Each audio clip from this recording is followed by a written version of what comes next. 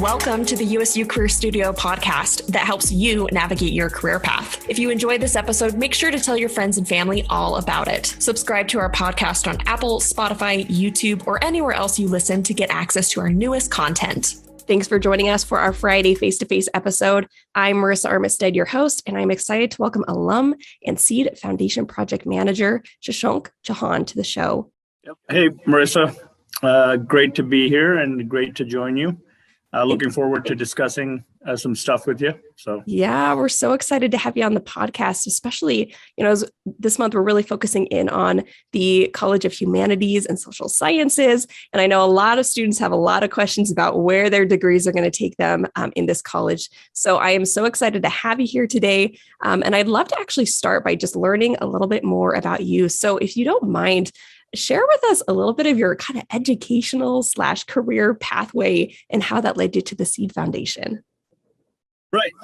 So I did my undergrad at Utah State, political science, graduated in 2012, and then went off to law school at the University of Oregon. And at the University of Oregon, they had a program, a joint degree program, essentially, where I could do my JD, my law degree, and a master's in conflict and dispute resolution. And so I chose that path. I was really interested during the political science period at Utah State, really interested in international politics, specifically Middle East politics. It was, during high school, when I was in high school, was the peak of the Iraq invasion and the Iraq war.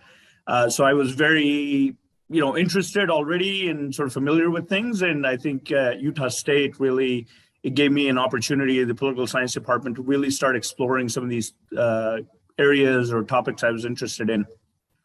So I wanted to go to law school, but I also wanted to continue that side of my professional interests. And the master's program really helped me, or gave me that opportunity at the University of Oregon. And so even with the law side of things, I focused on international law and human rights. Again, focusing on Middle Eastern issues. Right around the time, that was around the time when the Syrian civil war had started. So I was working on papers regarding that. And then for the master's thesis, I focused on the conflict that was ongoing at that time in Yemen. And so it was a very heavy focus on the Middle East. Was connecting with people who were also interested in the same stuff as I was. And then after graduation, I came back to Utah, started working in politics. My initial goal after graduation was to try to get a position in DC with one of the major foreign policy think tanks. And, the biggest, thought I had was, I would become one of the researchers or like an analyst for one of these think tanks. And that would be my entry into the world of, international affairs and foreign policy. Lo and behold, as time went on, one of my good friends from law school, she got a position in Iraq, in Baghdad, with a national NGO. And we had been in touch the whole time post-graduation. And at one point, she knew that I was looking for positions in DC and I was applying for things. And she asked me, she's like, why don't you just apply for a position here in Baghdad? They had a position open, and she was like, I could recommend you. And I was like, I never pictured myself in the international sort of sphere like this. Yeah. So I was very hesitant, a bit nervous also. I was like, how can I land up in the Middle East? I don't know the language, barely understand the culture.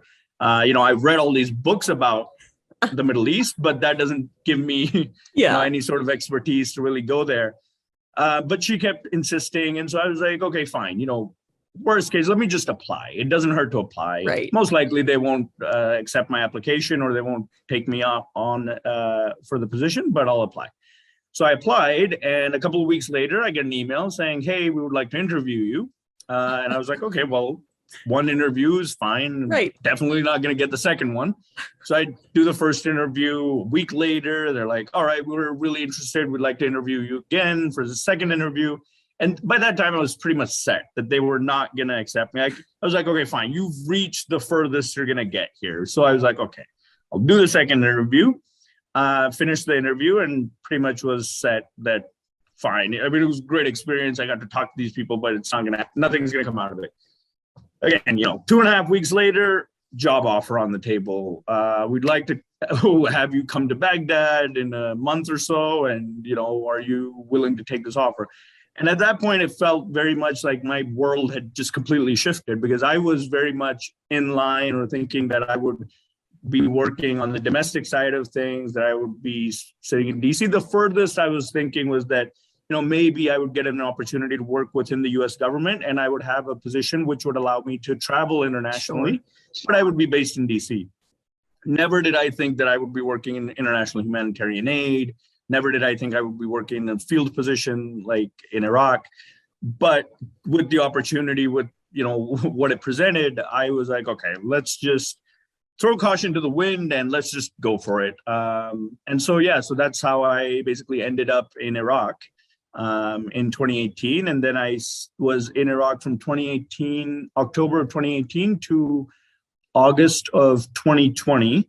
And then, because of COVID and everything, I came back to the US for about a year and then was reapplying and everything. And now I'm back to Iraq again with a new organization and a new position. So. Wow, what a cool experience and journey. And I am super excited. I did just a teeny bit of research before our conversation today about your current company, the Seed Foundation. And I would actually love to have you just give like a snapshot of what this organization does, because it is so cool. Yeah, so Seed Foundation, they are a locally registered NGO. They're based in Erbil in northern Iraq. In Iraq, northern Iraq, there's a region, it's called the Kurdistan region of Iraq, and that's where Erbil is, the city of Erbil. And so we're based here in Kurdistan. And the NGO, although local, they operate very much like an international NGO would. So our main donor for most of our projects is the US government.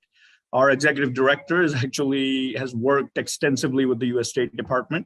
She has 15 plus experience with the U.S. State Department, including stints in Iraq and Baghdad during the time of right after the Iraq invasion, when the U.S. government was trying to formulate the new Iraqi government. She was taking part in that. And right around that time, she came up with this idea of this NGO, the Seed Foundation, and the focus of it initially and for a long time and even now has been very much women's protection, because around that time, because she was in Iraq, our executive director, she was seeing what was happening with the country, and she very quickly realized that with all the conflict and everything that was going on, one of the biggest victims, the biggest victim were women and young girls. And that's unfortunately the case anywhere where there's a conflict. And so she decided that this NGO that she would form would be very much focused on ensuring protection of women, reducing gender-based violence. One of the major things that the Seed Foundation has accomplished in its time operating in Iraq is that they have pushed through multiple pieces of legislation that protect minorities in Iraq. And one of the main ones is to protect the Yazidi population, which, if people listening to this podcast are familiar, was a population that was victimized heavily by ISIS. And so post that conflict, there was a huge amount of Yazidis who were displaced, were suffering from, various levels of trauma.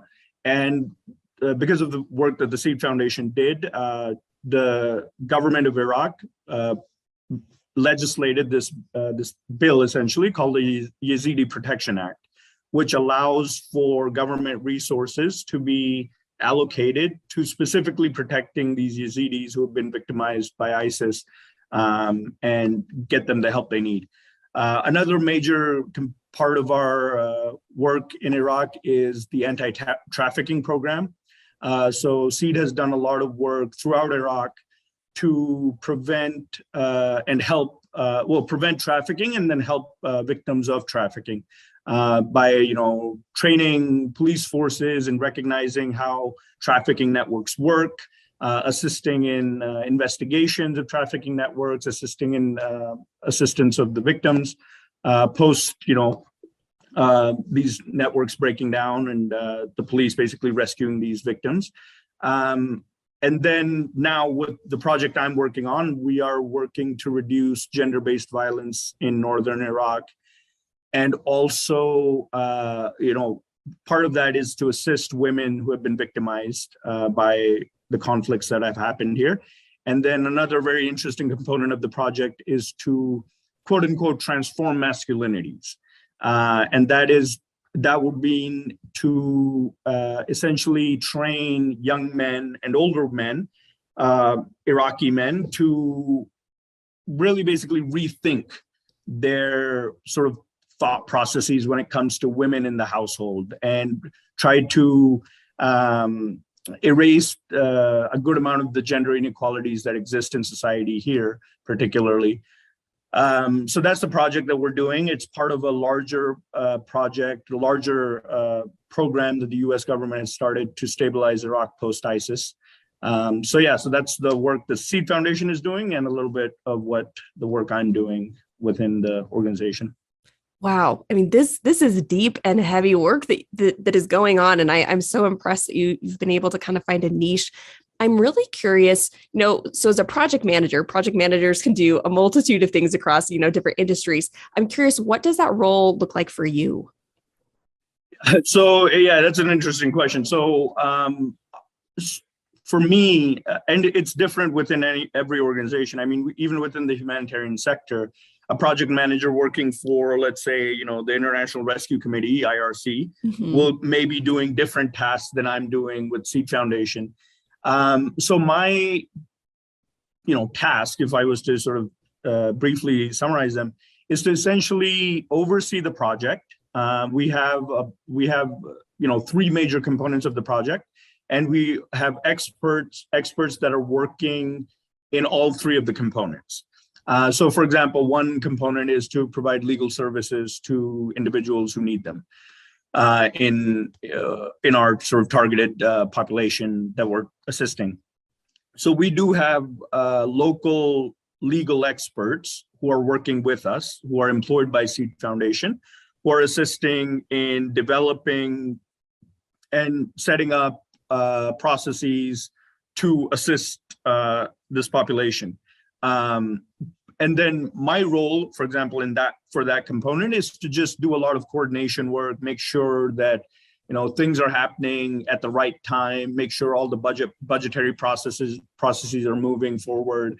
If we're doing any sort of work that requires logistical assistance, make sure that I coordinate with the logistics department to ensure things are moving forward.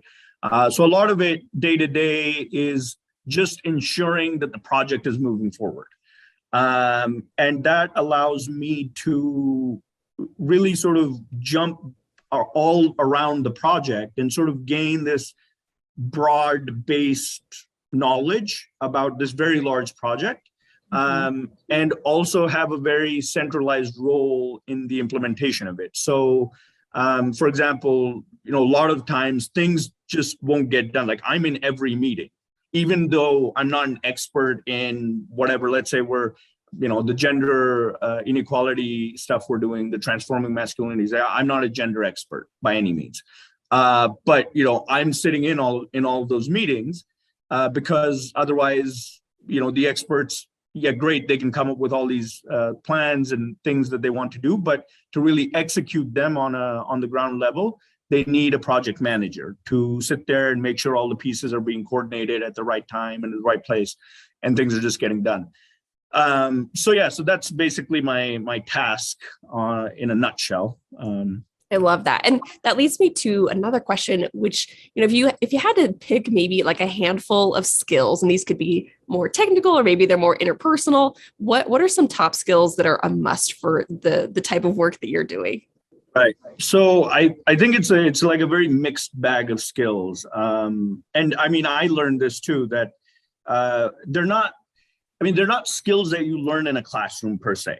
Like, for example, there's a lot of interpersonal skills that are required. I mean, team building, networking, communication skills, conflict resolution skills, and because I'm in Iraq, there's a whole universe of cultural knowledge and aptitude that needs to be present. And for that, there's only one way to do that, is to, go out into the world and sort of, interact with other cultures and sort of, develop those skills. Yeah.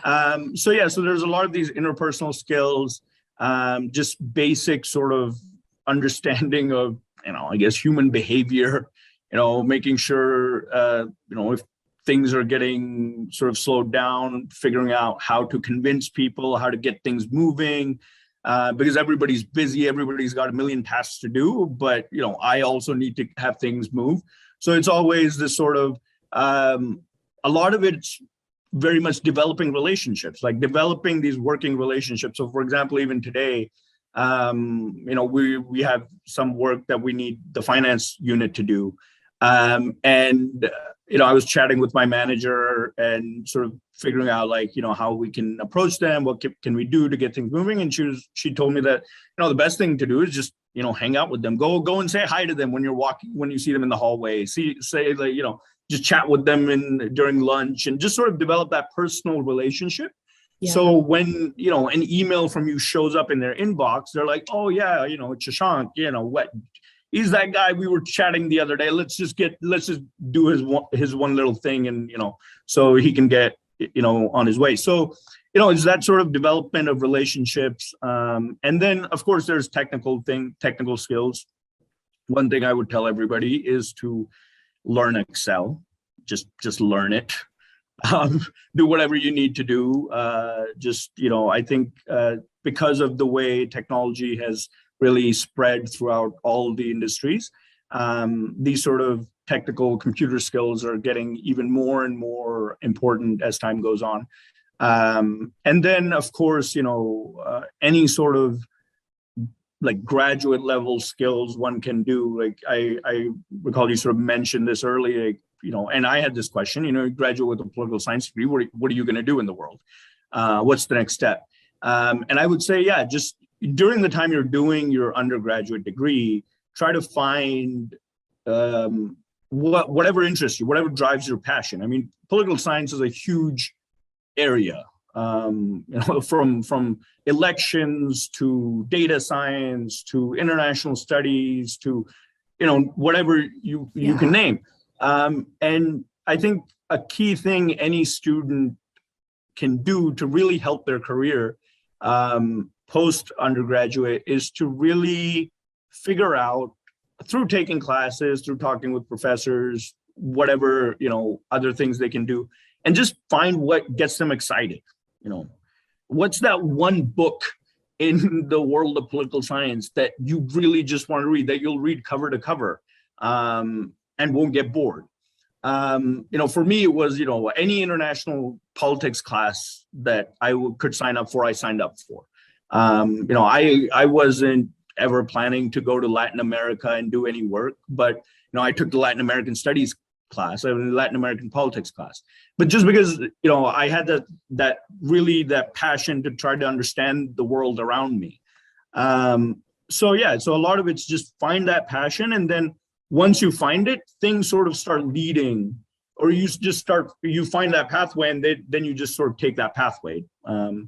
If you find your passion, then you can figure out what you want to do in graduate school. And then once you're in graduate school, then, the doors start opening from there. I love that. Yeah. And I love that what I hear you saying is you really kind of just started with a curiosity, like something that was interesting to you, and that eventually kind of developed into a passion. So I love that perspective of just starting where your interests already lay. And I think that's a great place for students to be looking into. So love that.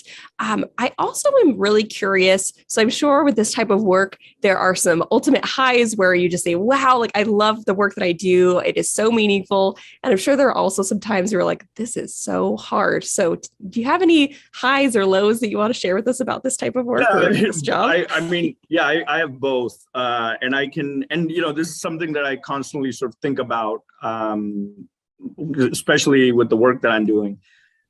So the highs are very easy. I mean, you very quickly realize the importance of the work, right? I mean, these are the things that we read about in the newspapers and we see on, the news. And we watch these things and we hear about them and we always think that, oh, well, okay, that's happening. There are probably big, important people doing things. But of course, undergraduate at Utah State University in Logan, Utah, I'm not going to get there.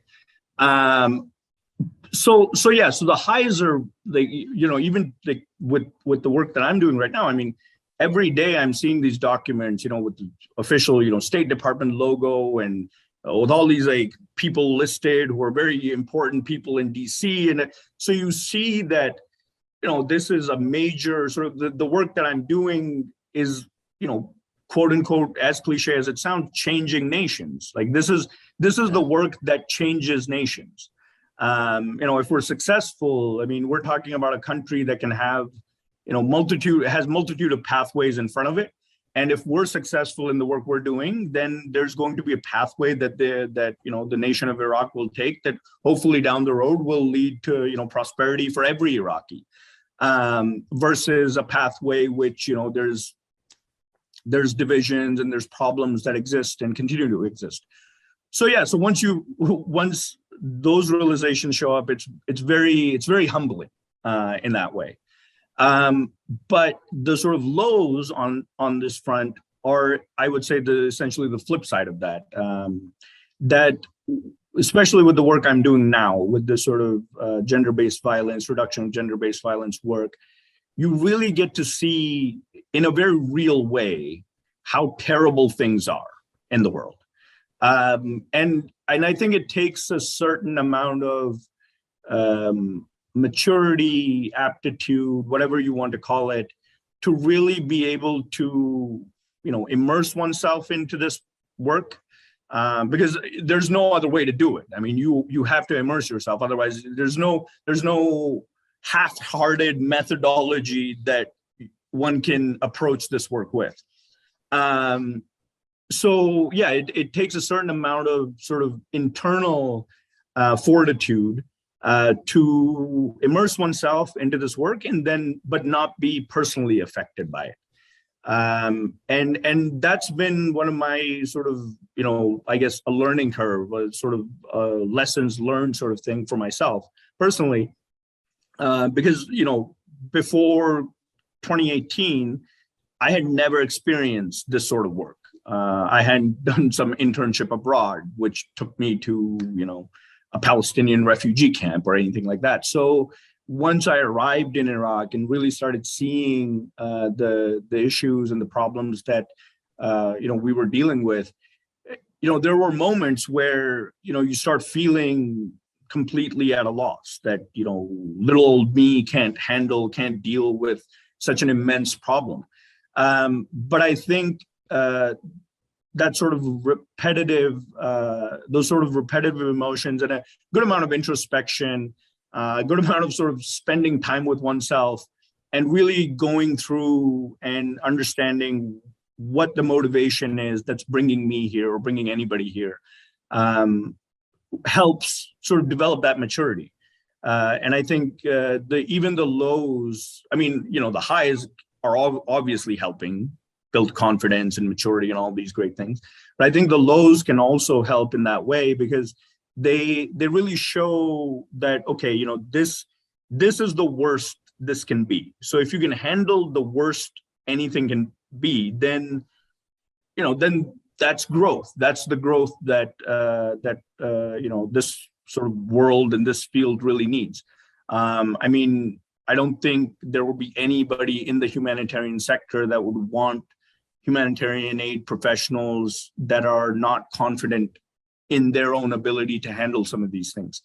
And that's one thing that I would also sort of, caution people about who are wanting to step into a similar role. Because I think one of the things that humanitarian aid does, or the world does regarding humanitarian aid, is that they show a very romanticized idea of it, that it's, you're flying around the world, you're helping people. It's this sort of like, like you're the superhero without the cape mindset. And it's not that grand. And even if it is, then there are a lot of days and nights where you are feeling quite down about things because you're seeing the world in a way that you've never seen it before. So I think that sort of like understanding that reality and having these thought processes before one steps in, before even one clicks the apply button to one of these positions or internships, like having a moment with oneself and really digging inside your own sort of mindset and being like, okay, look, can I really do this? Not because, I'll go and all my friends will think I'm this amazing individual who's going to, change the world. Yes. Exactly. Yeah. Right.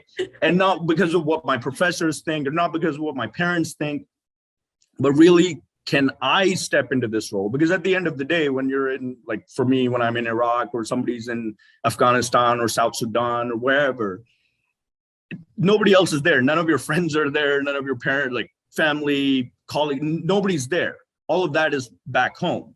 The only person there is you. And if you, the person, can't handle it, then that's the problem. So I think that's something that really I would like the humanitarian aid field itself to really push forward and popularize. But until that day comes, I really want to push that idea forward and say, like, look, be definitely sure that you want to do this before you jump into the role in this field. I think that's great. And it speaks to the importance of getting experiential learning, whether it's an internship or co-op or, whatever it may be. But I think that's a really good point, that if you can get your toes wet first, you'll have a better sense of if that's the type of work you want to go to. And that's true regardless of the field. So I really appreciate you sharing that advice. I so appreciate you sharing the highs and the lows, helping us get a snapshot of what this kind of work looks like for you with Seed Foundation. I'm sad to say that we're just about out of time, but I would love to open it up. If you had one piece of advice that you would give to a current USU humanities student, what would it be? Well, so that would be find your passion. Like that would be my 3-word advice. Of course, students are going to study. Of course, they're going to get their grades. Of course, they're going to maintain their GPAs. Of course, they're going to have all these very well laid plans to do things. But the whole secret of any successful career, I would say, lies in the simple fact of finding one's passion. If you find your passion, the GPAs will come, the graduate degrees will come, the honor will come. Like everything that a student thinks about achieving is, at least that I've found in my personal experience, depends on being passionate about it, about the topic. Because once you have that passion, then everything becomes, then it becomes fun, right? Then it doesn't become a task. If I'm passionate about it, it's not that I have to find a job. It's that I'm really interested in finding a job because that's what gets me up in the morning. Like, if I'm passionate about something, then it's not like, oh, I now have to submit a graduate school application. I want to submit that application because I know that that's the next step that, my passion is leading me to. So yeah, my simple advice would be just find your passion.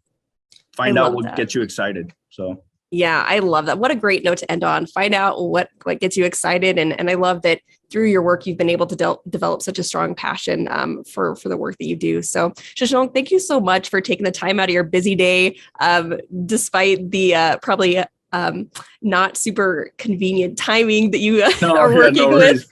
Yeah. But we so appreciate you and thank you so much. We hope you loved this episode of the USU Career Studio podcast. If you haven't already, make sure to subscribe and share this episode with your friends and family.